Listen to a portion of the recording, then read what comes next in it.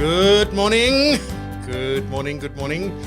Welcome back. Here we go with another show. And we're getting to the end of the year.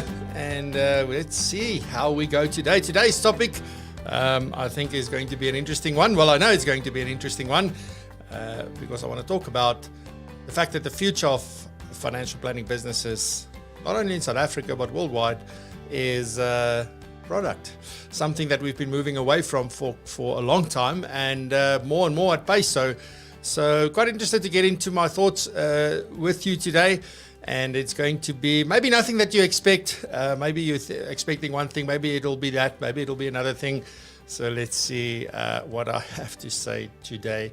So as usual, we have back the Financial Planning Institute in the form of Mr. David Kopp. And David is going to do the news today, and then Norma is going to talk about getting things done. And then I have a couple of announcements, some important stuff that I want to share with you, some exciting things as well. And then I'm going to get into the feature topic for today.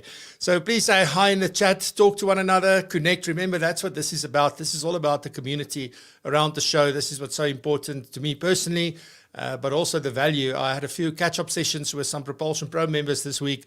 And something that quite a few of them have mentioned is how they have connected with other members and also people on the show, in the audience that's been commenting and talking and then sort of meeting, directly, and also even meeting in person. I know there's a few people that met in person all over the country. So that's what this is about. It's about connecting people, bringing us together. We are an amazing, amazing community, and that's what we want to build and continue to build.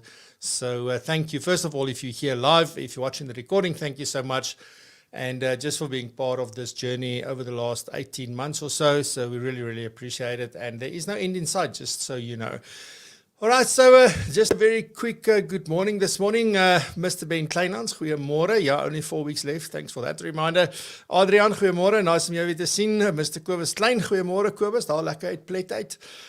We've got Razan, good morning. Good morning. Kovendra, awesome to see you as well, bud. I hope you are doing well.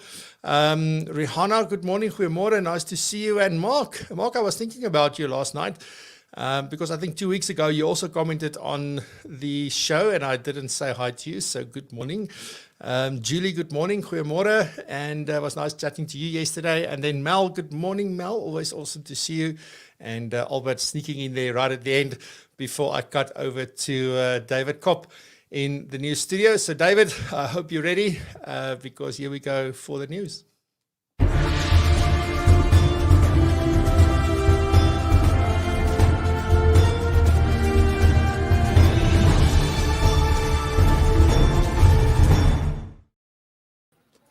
Good morning, everyone, and welcome to another edition of the news on this Friday.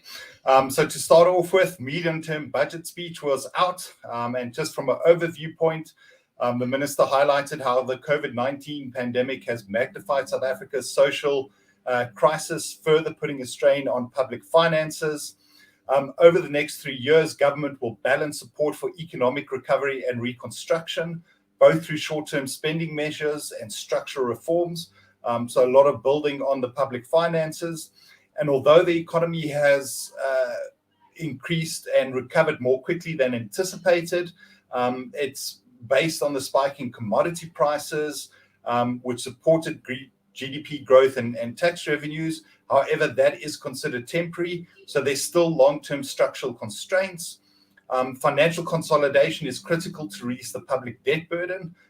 So like we all talk with our clients about, be careful of too much debt. I think government is in a very big debt situation, which they need to manage. And they will not commit to long-term spending in response to temporary revenue windfalls. So no additional funding is planned to state-owned enterprises over the medium term. So the full budget speech is available on National Treasury's website if you did miss it. Then looking at the South African Banking Risk Information Centre's 2020 annual report, it seems that even the criminals have shifted to a work from home scenario. With the advent of COVID, coupled with the depressed economy, there was a significant impact on financial crime landscape. So cash in transit robberies increased 22% from 2019. Not surprisingly, there was a significant decrease during lockdown. So maybe one of the benefits of lockdown, no cash in transit. But as soon as lockdown restrictions were lifted, the cash in transit ran again. But what they have seen is that digital crime statistics increased 33% due to the shift in consumer buying behavior from physical retail stores to online retailers. So again, I think cybercrime has been spoken about a lot. And what we are seeing that as we are shifting to more electronic shopping, the criminals are shifting their ways too. A lot of it was spoofed emails from personal protective equipment like masks, sanitizers, vaccines, and links into those emails leading people to phishing websites. So again, we see the criminals are probably adapting their ways to the situation a lot more. In the credit card space, fraud decreased 27%, but in the debit card space, it increased by 22%. So again, it seems like with people having financial uncertainty, being scared to use their credit card, they're more using their debit card, and the fraud has increased there. So again, cybercrime on the increased, and like I say, criminals shifting to the work from home scenario too. Then I think I've come across a solution for load shedding, particularly on the Highveld with our lovely summer storms. So a bolt of lightning contains enough energy to toast 100,000 pieces of bread. If you consider that each bolt of lightning contains more than 5 billion joules of energy, then the average 1,000-watt two-slice toaster can be powered for 84,000 minutes with just one strike. And that's enough time to toast about 100,000 slices of bread, bagels, muffins, whatever you prefer. So if you are on the Highvelds, the summer storms can be a solution to ensure that you have your toast for breakfast. So back to you in the studio, Francois. Great stuff. Thank you very much, David. That's kind of tip up my alley. So, yeah, thank you so much. Some interesting times, I think, ahead. And I think we can learn a lot. I can see that we can learn a lot from criminals, right? Like how they move with their market and how they move with where they need to go and fish, so if you will.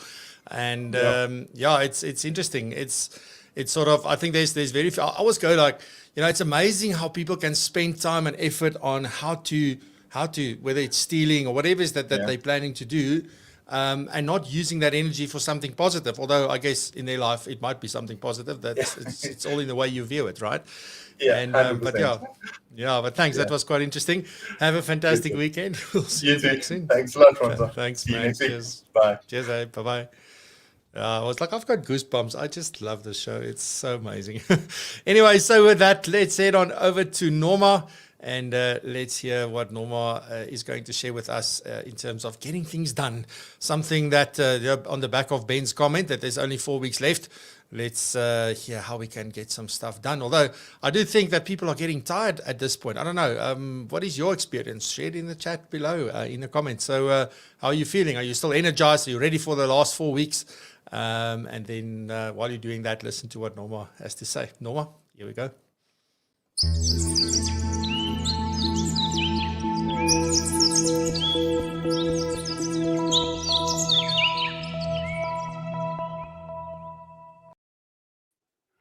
Good morning, everyone.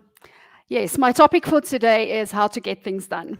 So you all know that in order for us to produce a lot of things in a short amount of time, we need to be good planners, and we also need to follow through on that. So we need to know how to be uncomfortable and, do those things that we need to do to get to our goals. So we really then just trading our, the temporary discomfort that we have for the long-term discomforts. So I'll rather have discomfort now than have discomfort somewhere in the future, when I don't reach my goals.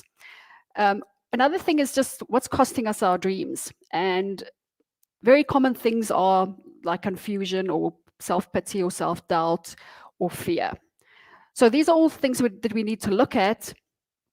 And this comes to my 6 steps. And the 6 steps really address those things. But before I get to the 6 steps, I want to mention to you Dan Sullivan. He's a strategic coach. And the 6 steps is really based on work that he's done. So he talks about his strategic circle, and that consists of goals, obstacles, and strategy. And that is really very useful because that gives us clarity up front about everything that is involved for us to get to our goals. And secondly, it makes us take responsibility for where we are and everything we need to do in order to get to our goals. So inside that strategic circle of his, he talks about 4 phases, a 4-phase system. And that refers to things like vision, opposition, transformation, and action. So I'll touch on those things when I talk to you about the 6 steps. So let's look at the 6 steps. So firstly, we need to obviously set our goals. So we need to be very specific with the goal, and then also we need to know when we arrive at the goal. And also it needs to have a deadline, because then it's just a wish. So then secondly, we need to get the right feelings or create the right feelings so it drives us to take actions. So I always talk about our thinking creates how we feel, and that really drives our actions. So things like confusion or doubt isn't really feelings that will motivate us or drive us to take action. Whereas things like maybe confidence, commitment, or discipline, those things will obviously drive us to take action. So the next thing, or the next step, is really that we have to brainstorm and then list everything we need to do, that we need to accomplish in order to get to our goal. So the next one then is to look at obstacles. And this again, where I want to refer to what Dan has to say.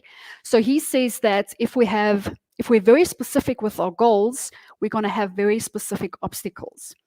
If we're vague with the goals, then we're going to have vague or general obstacles, which is just going to, we're just going to use that as an excuse. Whereas if we have very specific obstacles, then that really becomes raw material for solutions that we can find to overcome them. And I think that's quite powerful. So then the next step would be, once I've identified all the obstacles, is then to take those obstacles, and then next to each obstacle is to find a way to overcome them. So every obstacle will then be transformed into an action step.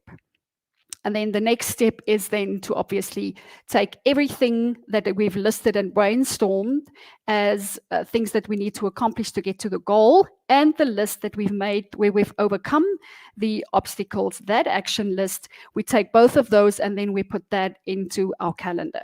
So that's quite important. There needs to be a space in the calendar, and we obviously need to put a time frame to it so that we can get closer to the goal. So those are the 6 steps how to get things done. And I think it's a great way for us to get that clarity up front and to take responsibility for where we are now and where we want to go and everything in between. So I hope that is helpful, and hope you can use that in your life. And that's all from me today. So yes, I'll speak to you again next week. Great stuff. Thank you, Norma. Really appreciate it. And hopefully you get a lot of things done this weekend, as you usually do. So, yeah, good luck. And you and I need to catch up. So I'll arrange something for next week. I think it's been a while. But thanks a lot. Have a good weekend. And thanks again. And we'll see you back next week. Great. Thanks. And goodbye to everyone. Thanks a lot. Bye. Alrighty, so with that, let's quickly do some announcements. First off, thank you for being here. It's great to see our very first audience member here today. Terence, thank you very much. You were the very first one to watch a episode. I've said that many times here on the show. So, yeah, probably if it wasn't for you, we wouldn't have a show today. So, thank you very much for that, and welcome. All right, so, yeah, let's talk a little bit about some announcements just very, very quickly. The first one is the Write a Book in a Day Challenge, which takes place the 3rd of December. It's a Friday. It's going to be a whole event, and we have people writing.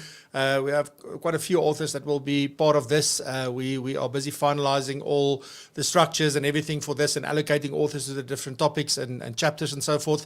But that's going to happen the 3rd. We're going to live stream all of it. So we are going to be interviewing guests on that Friday. We will be cutting to the authors as they are writing their chapters, and chat a little bit to them. So you can all be part of that. You can come in and go out and come back and go do whatever you need to do. But we will be live for the entire Friday morning until early afternoon when we should be done. So, yeah, come and join us for that. So that's happening the 3rd of December. Then also our Power Hour for the PROpulsion Pro members is happening this coming Wednesday on the 17th. Well, it's not, is it this coming one? No, it's the next one. No, it is the coming one. Yeah, next week, Wednesday, 5:30 p.m. We have that, which is exclusive for PROpulsion Pro members. So looking forward to that. If you are a Propulsion member, there's quite a few of you here today. Please make sure that you join that power hour. It is so valuable. So come and join that. Then also Wednesday at 12 p.m. We are doing, Adam and myself are doing another how-to session, which is a session available to everybody, and it's about how to motivate your team. So whether you have one person working for you or 1,000, how to motivate your team. Come and listen to what we have to say. It's only about 45 minutes at the longest. We usually try and keep it to half an hour, but I realize with questions and that we need a little bit more time. So the actual content discussion is about half an hour, and then we do some Q&A at the end. But come and join us on Wednesday the 17th. If you want to, you can register for that at propulsion.co.za/motivation. And that will take you to the registration page. It's free. It's just that you need your link for the session. So please go and do that. I'll leave that on the screen just so you can do so. Then the last thing is that I'm busy planning, and I will very soon, probably today or tomorrow on the Saturday at the latest, send out invites to Propulsion Pro members for a breakfast. So a get-together in-person breakfast. We will arrange that end-of-year breakfast, and which will be on me. So come and join us. Yeah, if you can. We're going to do one in Joburg. We are going to do one in Cape Town. And then I'm looking at the possibility of also going to Natal. And probably as I'm driving down to Cape Town, because that'll happen somewhere in this early December, probably maybe stop in the Free State. And there's 4 members between Bloemfontein and Kimberley. So maybe we can get together for a lunch or something as I'm going down to Cape Town. So that's what's happening, and please look out for that if you are a Propulsion Pro member. If you're not, go and check out Propulsion Pro. It's just the same, propulsion.co.za/pro, and you can join the community there and get loads and loads of value. All right, so with that, can you believe it? It's time for the featured topic, which I guess most of you are here for, to listen to what I have to say about why the future of financial planning businesses is product. So without any further ado, let's talk about that.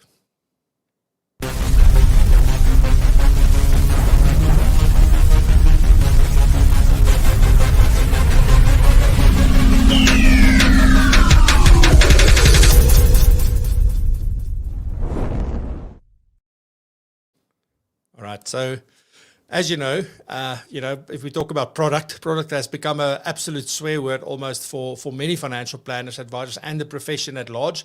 It's almost like, there's this notion around if you focus on product that you can't be professional. Like if you want to be professional, you have to move away from a focus on product. So product will always be part, and I think when we traditionally, refer to product, if we use the word product, we're really referring to the focus on financial planning, financial services, financial products. So like life cover, investments, endowments, RAs, all the products that we use to sort of focus on and sell and try and match a need to a product.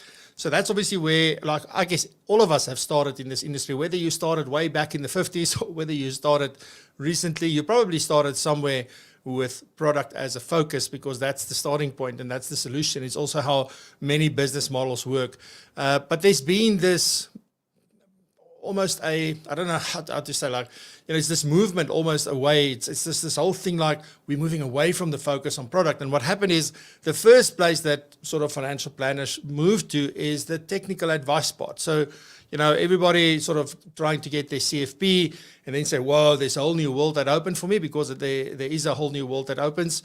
And then you say, this is really where it's at. And then the focus moved to technical financial planning and a little bit away. But at the end of the day, implementing a product still was a way and is a way today of how many business models work. So it's only when a client implements a solution that they do that. Then there's a lot of people that started charging fees and saying, you know what, my advice, whether you take something from me or not, whether you implement anything, whether you buy a product or not, it's got nothing to do with the advice that I've given you.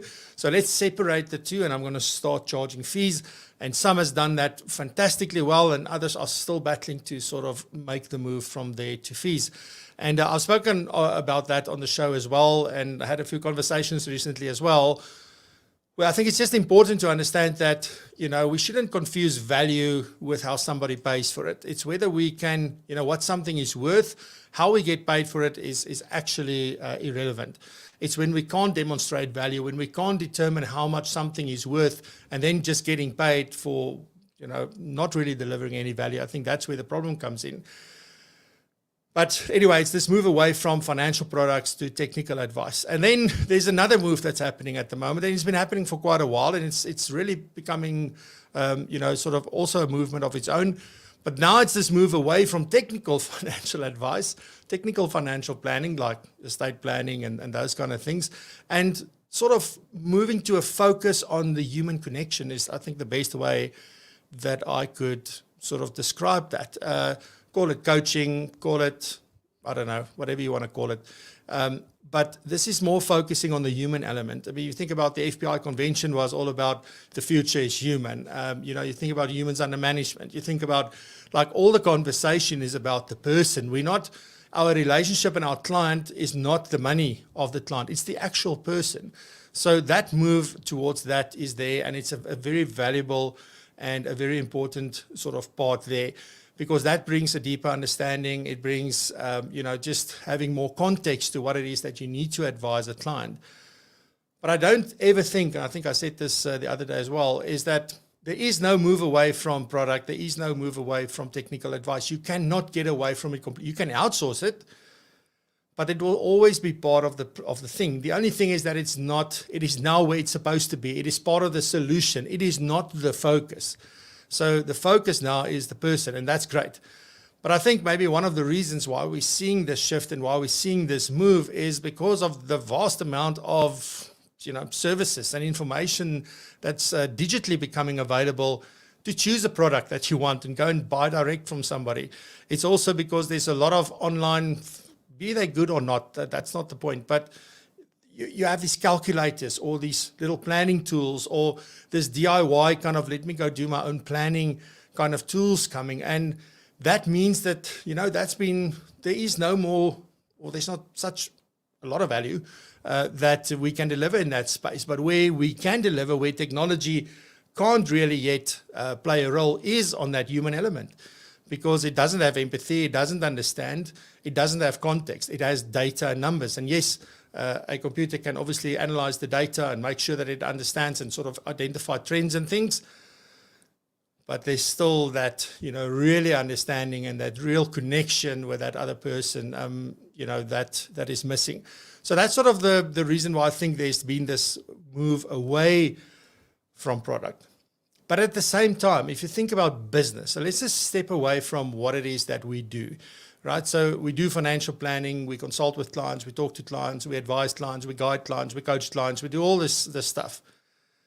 But at the end of the day, what we have is a business, whether it's a practice or a business. I'm going to talk about them interchangeably.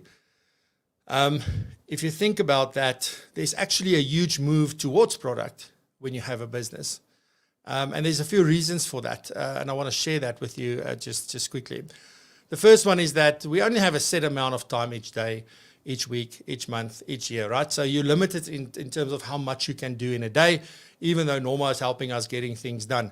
The fact of the matter is you still only have so much time. So either you need more people, you need more technology, you need certain things in order to leverage time, in order to create more time, basically, and be more efficient.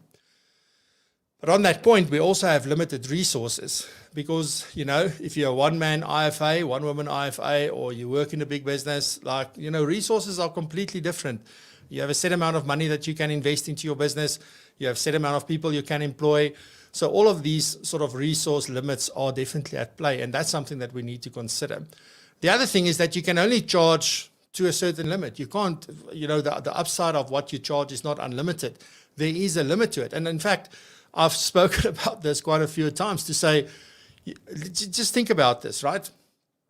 And just sort of playing devil's advocate here. So you have assets under management for a particular client that you're managing, let's say, R1 million for, and you charge them, let's just say 1%. So that means that that's 10,000 Rand a year that you charge.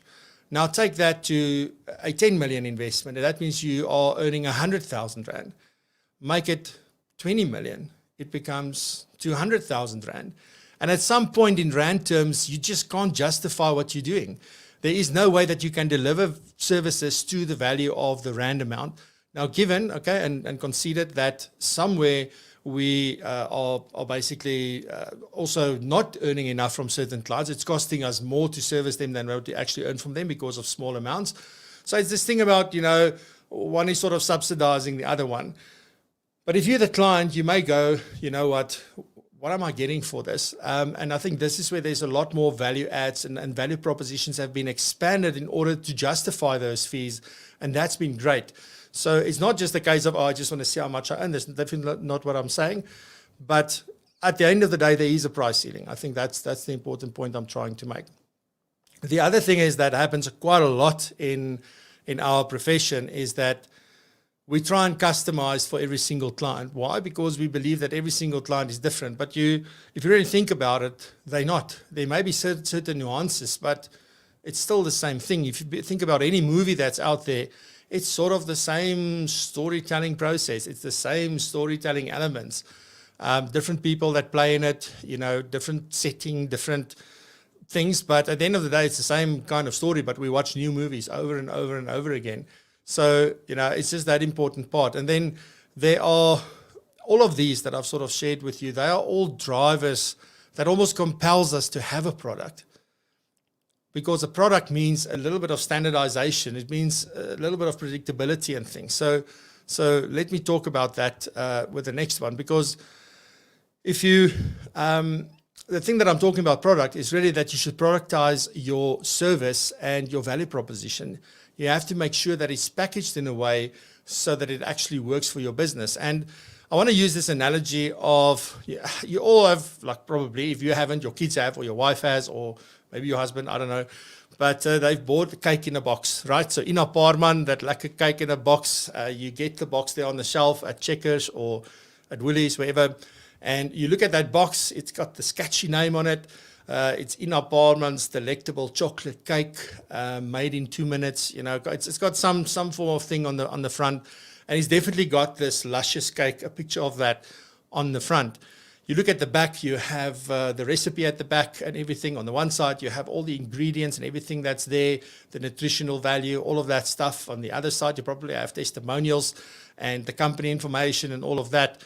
And somewhere the price. Okay, it used to be on the box. These days, it's more on a little label on the shelf, but nonetheless there's a barcode, and that means that there's a price, and you sort of know what you're buying and what you can expect and what you get, and even what this may look like at the end. Now let's take that analogy and see, well, in what we do as a service, how that may look. Well, you also want like sort of a catchy name maybe for this, and we've spoken about this, and there's quite a few, by the way, advisors that have definitely done this already. So for some of you, it may not be new news or new idea, but it has a lot of value. So you also want this great name and a description, sort of you think about that, of the outcome, because now there is no cake, there's nothing you can see. So we need to have a name for what it is that we do, and then you sort of have a description of the outcome, which is very, very important. And then also, what does the service include? So this is like the ingredients, right? And then if you have the ingredients, you obviously have to make them all work. So you have to have a properly predefined process. And that process, by the way, where you can always work on. Sure, my throat is getting dry. I'm sorry. But you have this predefined process that you use and that you go through, and that you can always work on to make it better and better and better. But that is like the recipe. So that's the important part. What is in and what's not? That's important. So what do you include in the service and what don't you include in the service? And that's sort of the serving sizes, right? If you look at the nutritional value and all that as well, they say this is the serving size. It's one cake and one slice is this and so forth. And then obviously also you describe the results and the outcome, which is really then the nutritional value of this. Now, a cake is obviously maybe very high in certain things, but I don't think there's much nutritional value. Definitely not good for you. But in your product sense, that is definitely important. And then also you need testimonials and you need a price. And I know this all sounds simple. It all sounds straightforward, but there is a lot of work involved in getting this right. I think in one of the previous episodes, we also spoke about, how do you communicate your value to your clients? We did that in the communication challenge, but there's a whole episode that I spoke about how to determine your value and how to communicate and how important it is to communicate your value.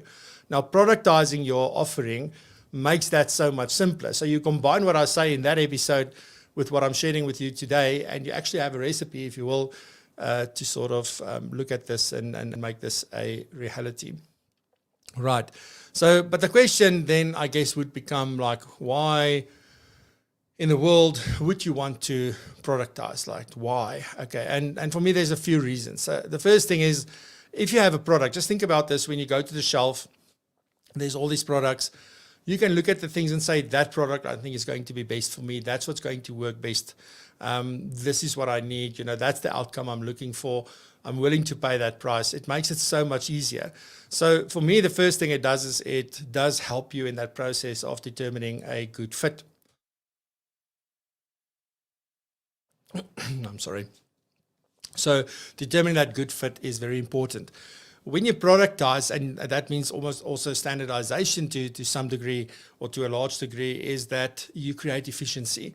Because when you know that this is the process, this is how it works.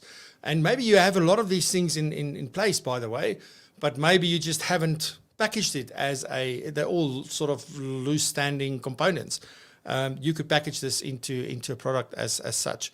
But that brings with it efficiency. If you think about that predefined process, you know exactly what needs to happen. You use technology where you can, you automate where you can, all of those good things, and that way you create efficiency. And yeah, I think predictability, which is very important because both for the client and for the business, it's so important to know exactly what's going to happen, when it is going to happen, and that it then delivers on that through that predefined process. Because of that standardization, there's very little, sort of surprises.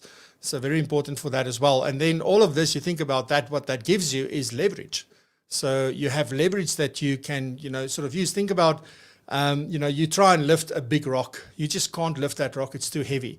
But you get a small rock and you get like a long sort of lever and you use that, and then suddenly you move the rock. So that's the big thing. This creates leverage. It makes things possible that were not possible before. It means that you have more time that you did not have before. So crucial as well. Then why am I saying that the future is product? Well, first of all, when I talk about this, it's not the product that we sold when we started out. It's not the financial products. It's not any of those things. I see I've got a very good wife. She brings me water. Thank you. She could see I was dying. Yeah. Sorry. So it's not the product that we used to sell when we started out. I'm not talking about the RAs and the endowments and the life covers and all of those things. That's not what I'm talking about. What it is about, it's about our value proposition. It is about what we do, how we package it, because that largely helps us communicate our value to our clients, which is so crucial, because you can have the most wonderful, I get this like Alan vibe in my head, like going, the most wonderful time in the world or something like that. But anyway, you sort of can have the most wonderful value proposition in the world, but if you don't communicate it well, or even worse now, that your clients don't understand that value, then it means nothing. It's like you don't have a value proposition. So productizing this is really important. Now, I'm not saying, you should go out and get all sorts of things to literally package your service and documents and all of that. Definitely, that's part of it. But the more of this is how you put these things together and how you tell the story around that. That's really what that product is about for me. It's also about your unique process. So how are you communicating? What makes you different? Like, what do you do different from others? For some people, it may be like we do everything in person. For other people, we do everything digitally. For some, it's somewhere in the middle. But, or we allow you to work with us in the way that you do. We have a process that can work digitally. We can do it in person. We can, sort of do both, whatever that may be. But it's about your unique process. And also naming your process makes it something very, very unique. So giving that process a name just makes it stand out. And that's so important. And even, you think about accounting, you think about anything like that, accounting, tax, those kind of practices as well.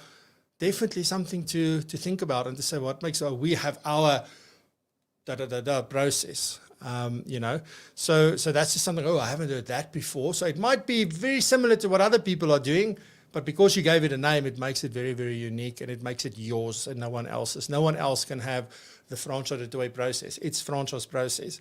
So also something. And then obviously I think a big thing around this is, it's about your value. That sort of is what is then unlocked through doing it in this way. So this is all about productizing your business. It's not about selling products that somebody else provides. I think that's the big distinction here. You can sell other people's products in the sense of financial products or whatever it may be, but this is about productizing your business and selling what you have, because there's no business in the world that can survive without selling. You have to sell, right? It's what we sell and how we sell that is so critically important for all of us. And this is why, I don't sell policies. This is what I do. But still, that is a product in itself. That is the product that you sell. You do not sell policies, you sell this, right? Whatever that may be, your coaching, therapy, financial advice, whatever. So just a different way of thinking about this and sort of bringing everything together. And then, as I mentioned earlier, I think the biggest reason why this is so important is that you do this well, it gives you leverage, and it helps you scale. And I can't remember if we spoke on this show or it was somewhere in a panel where we were talking about scaling and what scaling really means. I think it was the Financial Planning Institute's convention where the panel that I moderated and interviewed, I asked, sort of what does it mean to scale? And this is an important thing because scaling doesn't mean selling more. Scaling means so much more than that. But if you really want to scale your business, if you want to reach more customers, you want to help more people, this is sort of what one would need. So I'm keen to sort of hear your thoughts and views and opinions. Let's see. So, hey, Terence, lekker man, I'm glad you're here. So such a privilege. Yes, for me. Insurance is still sold, not bought. Yes, but as I said, it's what you focus on, right? So it is part of the solution now. It is not the thing. In my opinion anyway. And then Nantes, I wanted to say hi. I saw you sneak in here and saying hi from my ou bekende stem, my OBS, you weet. So leading a client to a point of insight and he will buy. Yes. So it's, you sort of, the interesting thing about all of this, there's certain language that we're trying to avoid to say and to talk about, and sort of in that way, I think differentiate ourselves. But the outcome at the end of the day is we want the client to take action. We want the client to move towards their goals. We want them to make it happen, what they want to make happen. And money is always a part of that. So often you will still get to where the things that we don't want to talk about as a solution, but in other times you won't. So it's absolutely about this, bringing them to insight. But then also I think a big part of it is helping them to make decisions so that they have confidence in the decisions that they make. Because I think that's often where the problem comes in. So either clients don't understand the way that money works properly, or they don't have good behaviors, or they're indecisive and they can't make decisions properly. And that's also something maybe we should talk about on the show, is making decisions. I can't remember if I have or I haven't. But such an important thing. Russell says 100% you can productize or package the experience the client will get working with you versus any other advisor or just buying. Yes. I mean, Russell, I think that's the perfect way of saying it. It's also the client experience itself by explaining and what makes this different. So absolutely spot on, even though you at the gym. Thank you very much for sharing your views. Hey, Kevin, how are you doing, bud? Traditionally, advisors are acting as intermediaries or channels to distribute other people's products. By productize our own services, that makes us the product owner and no longer just an intermediary to sell. But if I could high five you right now, I would. That is absolutely true. Kavendra, that's also a powerful statement. Stop selling, start helping. Absolutely. So I think it's just where the focus goes, right? So we still need to get a client to want to work with us, and that's what we sell. But we sell what they will get when they work with us. What are the outcomes that they can expect? How will we treat them? what will be important during this journey, what is our responsibility, what is their responsibility. It's all part of this. Razan says she loves that, Gurendra, so great stuff. Thank you very much. And with that, we're almost ready for the weekend. And so if you are going to be, I don't know, hopefully I don't know what the weather is going to look like. I haven't had time to look. But I hope you have a fantastic weekend. Thank you very much for being here, for all the interaction and all of that. Please remember to subscribe to the channel if you haven't yet. On YouTube, you can just hit the subscribe button. It costs nothing, but it helps us a lot. We've really, really grown significantly. In a week, we went from 899 to 944. So now we're only 56 away from the magic 1,000. So please, if you haven't subscribed yet and you stayed until the end, please do so. There's a lot of value here, and we'll keep doing what we're doing. But just from my side, just a huge thank you very much. I really appreciate you. I hope you have a fantastic weekend. And remember, you must continue to always raise the bar. Thank you very much. Have a good weekend. Bye-bye.